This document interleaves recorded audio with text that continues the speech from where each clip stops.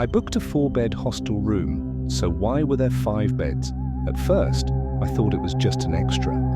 Maybe they used to fit 5 people and removed one from the listing, but something felt wrong. The extra bed wasn't empty, the sheets were messy, the pillow dented, as if someone had just been there. I almost asked the receptionist about it, but I brushed it off. Maybe a mistake. Then around 2 a.m., I woke up to the sound of breathing. It wasn't coming from the other beds. It was coming from the empty one. A stranger in the dark. The room was silent, except for that sound. Slow, steady breathing. I held my breath, listening. The 3 other beds were filled. My roommates, sound asleep. So who was on the 5th bed? The air felt thick, heavy. My skin prickled as I slowly turned my head, and in the dim light from the window, I saw it. A shape. Someone sitting on the bed. I didn't see a face, just the outline of a person. Motionless, watching. I wanted to scream, to move, but the moment I blinked, they were gone. The bed was empty again, but the sheets were still pulled back, as if someone had just stood up. The photo, I barely slept. The next morning, I decided I needed proof. Something to prove I wasn't losing my mind. So before heading out, I took a picture of the empty bed, just to check if anything changed. When I got back that evening, the room was the same. No new guests, the bed still empty. I checked my phone, pulling up the picture.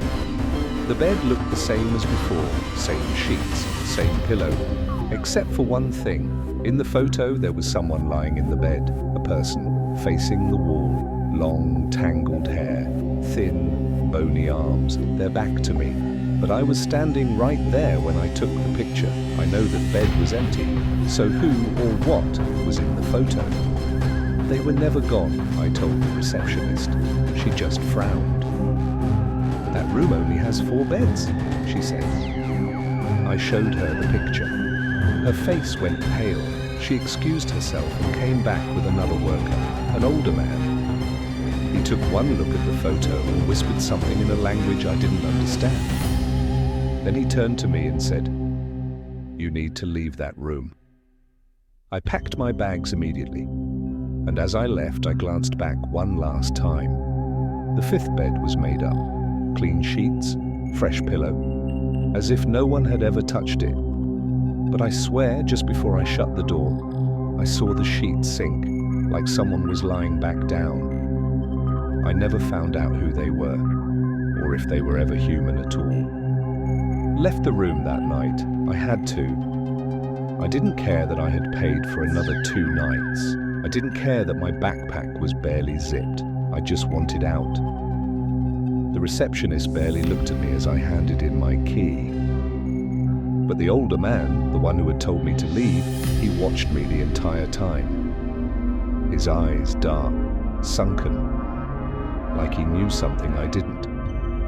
I should have just left the hostel altogether, found another place. But I was too exhausted to go searching in the middle of the night.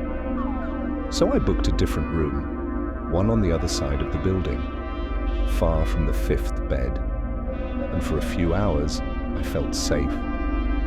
Until around 3 a.m., I woke up to the sound of my door creaking open. And something followed me. I froze. I knew I had locked the door. I knew it. The air in the room was thick, suffocating.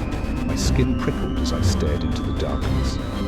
The door was open just an inch, a sliver of blackness leading into the hallway. Then I heard it. A footstep. Not in the hallway, inside my room. Slow, careful, as if someone had just stepped through the door. My pulse slammed against my ribs. I reached for my phone, my hands shaking, the screen lit up, the soft glow barely reaching the other side of the room. And in that faint light, I saw them. A figure, standing at the foot of my bed, too tall, too thin.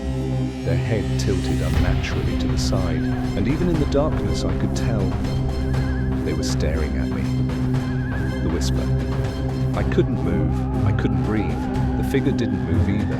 just stood there, her face hidden in the shadows. Then a whisper, so soft, so close, but I heard it. You took my bed. The words slithered through the air, creeping into my ears like a sickness. I didn't think, I just acted. I bolted upright, grabbed my phone, and threw myself toward the door. But the second I moved, they moved too. The moment I reached the hallway light, I turned back, but the room was empty. No figure, no sound. Just my bed, my scattered sheets. The door was still open, and the air was ice cold. The hostel's secret. I left the hostel before the sun rose. I didn't check out. I didn't tell anyone. I just ran. But before I left, I asked a local shopkeeper about the hostel. He looked at me strangely, then sighed. There used to be 5 beds in that room, he said. But one of the guests, she never left. I swallowed. What do you mean? He hesitated. Then in a quieter voice, he said, she died in that bed. A girl. A traveler like me. She had fallen sick in the middle of the night, and by the time anyone noticed, she was cold and lifeless. They removed the bed, changed the room, but she never left. I asked him what happened to the last person who stayed there before me. His expression darkened. They left in the middle of the night, he said, just like you. For the last message. I got on the first bus out of town, trying to shake the feeling that someone was still watching me. I told myself it was over, that I was safe. Until, as the bus pulled away, my phone vibrated. A message. No number, no name. Just 3 words. Still next. I never looked back. Didn't respond. I didn't block the number. I didn't do anything. I just sat there, my phone clutched in my shaking hands, watching the dark countryside blur past the window. I told myself it was a prank, a sick joke, maybe the hostel staff messing with me. But deep down, I knew she was still with me. Reflection. I didn't sleep for the rest of the trip. Every time I closed my eyes, I saw the bed, the sheets sinking, the whisper. By the time I reached my next stop, a new city, a new hostel, I was exhausted. My limbs felt like lead, my brain fogged with fatigue. But I was safe now, that's what I told myself. This hostel was different, newer, brighter. The lobby was full of tourists laughing, checking in, alive, nothing like the last place. I got a private room this time. No bunk beds, no shared dorms, just me. But as I stepped inside, my stomach twisted. There was a mirror directly across from the bed. I hated mirrors, especially at night. But I was too tired to care. I just threw my bag on the floor, locked the door, and collapsed onto the mattress. I don't know how long I slept, but when I woke up, I wasn't alone. I didn't hear anything. I didn't feel anything. I just knew that someone else was in the room. The air was heavy, charged with something unnatural. My skin felt too tight, like something was pressing against it.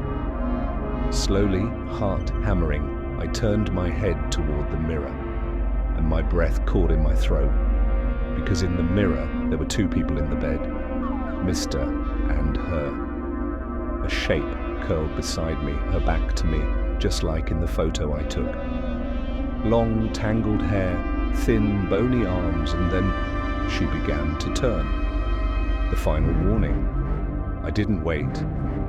I didn't scream. I threw myself off the bed so hard I hit the floor. My breath came in ragged gasps as I scrambled backward, eyes locked on the mirror. But now there was nothing there. Just my reflection, alone. The room was silent, still, as if nothing had ever happened. But my phone buzzed. Another message. This time, just 1 word. Run! I did. I left everything, my bag, my passport, my shoes. I sprinted out of the hostel, down the empty streets, not stopping until I saw other people. I never went back. I never picked up my things and I never stayed in a hostel again. But sometimes, even now, I still see her. In reflections, in windows, in the dark corner of my room. When I wake up at night, she never left that bed. And somehow, she's still waiting for me to come